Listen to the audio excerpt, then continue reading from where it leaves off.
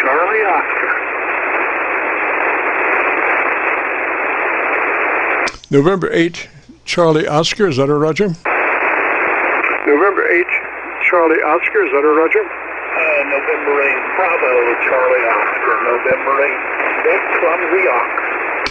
Roger, Bravo, Charlie Oscar. What's the name there? Roger, Bravo, Charlie Oscar. What's the name there? Okay, the name is Ron here. We talked last week, and I was going to hook up my amp. In the course of this week, my amp died, so this is all I got. Maybe if you've got a good signal on it, we can get this audio set right, my friend. We can try there, Ron. We certainly can try. What's your location?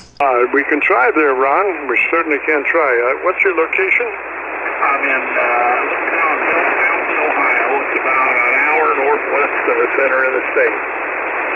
Roger, in Ohio. And what radio are we working on? Roger, in Ohio. And what radio are we working on? I adopted a ICOM 7300 a couple of weeks ago, and what a learning curve, but we're figuring it out. Okay, copy 7300, is that a Roger? Okay, copy 7300, is that a Roger? All righty, Ron, why don't you give me about 10 seconds and let me look around, see if I can find the best path for us. And if you'll go ahead and give me 10 seconds, tell me about your antenna system, Roger. If you'll go ahead and give me 10 seconds, tell me about your antenna system, Roger. Okay, well, that's what I use on this frequency. It seems to be favoring the south, but anyway, there I am. There's 10 seconds of Roger, Ron. Well, I've got a pretty good signal on my local antenna, so that's nice. You seem to be about 8 dB over my noise level on my local antenna. So let me first say we want to be sure we're in that wide transmit bandwidth, 100 to 2900. 100 to 2900 bandwidth on that 7300. Roger? Roger, we set that up last week when we were talking, and also at that time you had me increase the treble a couple of clicks, and I think it's a 4 on compression, and that's where we are, my friend.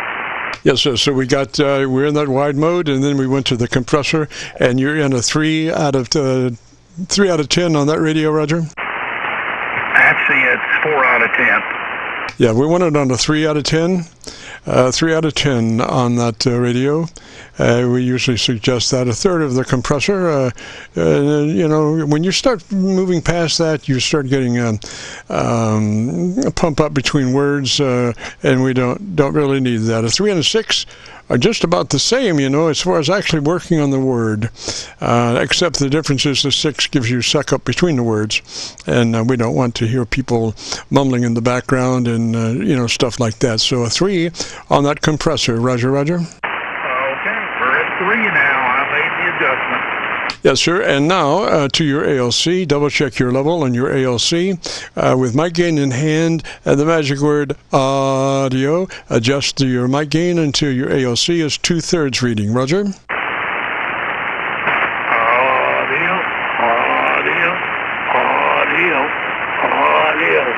Looks like we're about 2/3. Yes, sir. Now that I've got a good copy on you, tell me the best thing you like about your 7300. Okay, I'm using it's the SM5 desk mic on it. Repeat the last. It's the SM5 desk mic, an ICOM mic. Alrighty, so tell me the best thing in about 10 seconds. I need about 10 seconds to be able to evaluate your audio, Roger. Okay, like I said, I've played with this one. I've learned how to go from place to place, put some memories in it, set it up for FT8, and that's a whole other ball game. Set it up for FT8, and that's a whole other ball game I've been doing. And I decided I got to try one, and I think I'm glad I did, my friend. Roger, Ron. Well, the main thing is, the audio sounds good. I think what we need to do is get that consistency.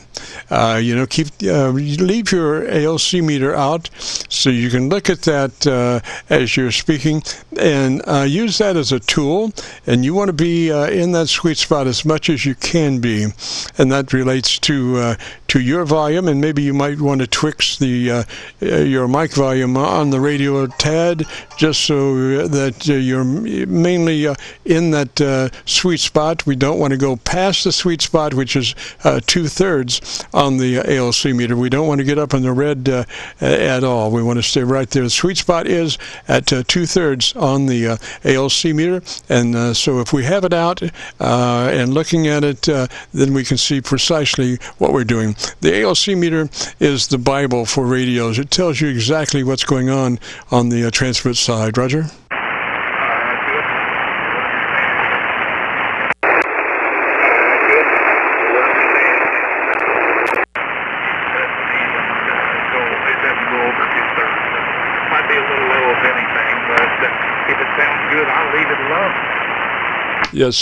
Yes, sir. I think we've got it right there. From what I can copy of it, and I don't have a really good copy. You're only about 2 or 3 dB above my noise level, my local noise level, and there you go. If I had a better signal, I could be, absolutely perfectly sure everything's copacetic. But as it sounds, from what I can hear, it sounds beautiful. You will have to listen to it and get your opinion. And if you would be interested, go to YouTube and do a call in a search for KC9VKV, followed by the word logbook on a YouTube search, and then it'll take you right to this recording. It'll be cut number 1 in a series of 2500, and I'll have it uploaded by noon tomorrow. Roger? Your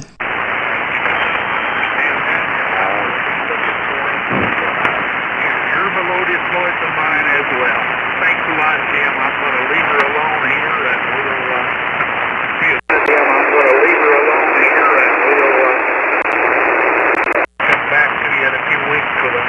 stronger signal, but that's the project for another day. Anyway, 73, I'm sure appreciate it. Enjoy the Qso, N8BCO.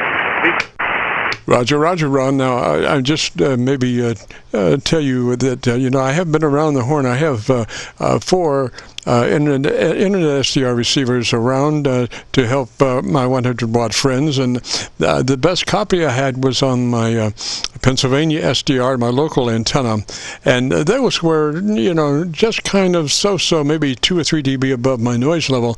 So I'm suggesting to you that maybe you might want to consider a more effective antenna, a more efficient output antenna, which would be a resonant-tuned dipole antenna.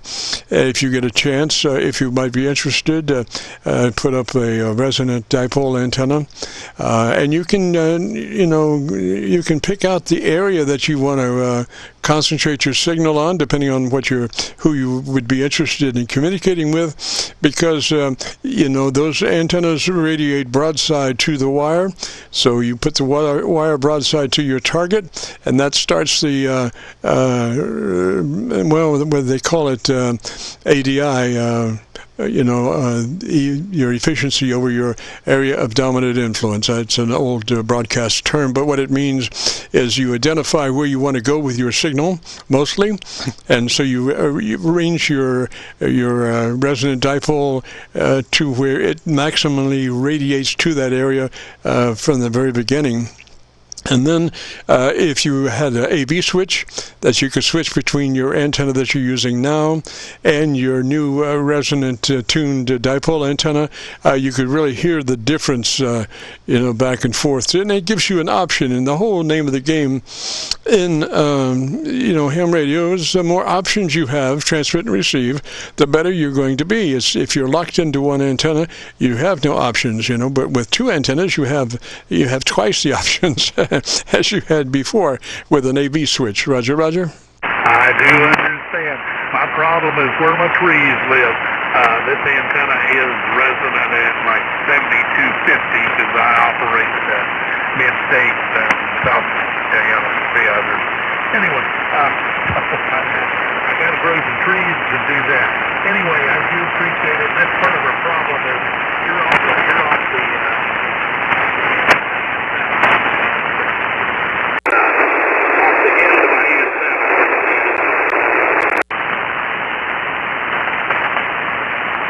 Roger, Ron. I think Mother Nature has pulled the plug on us for the moment. I went around the horn. I couldn't copy you anywhere. So let me say 73 there, bud. And if you get a chance, check it out on YouTube. And if you get a chance next Friday, join us. We'd love to have you. So 73, Ron. And we'll catch you later. This is the Friday afternoon Qso-Vlog net. And if you have a radio you want to check out, give me a shout.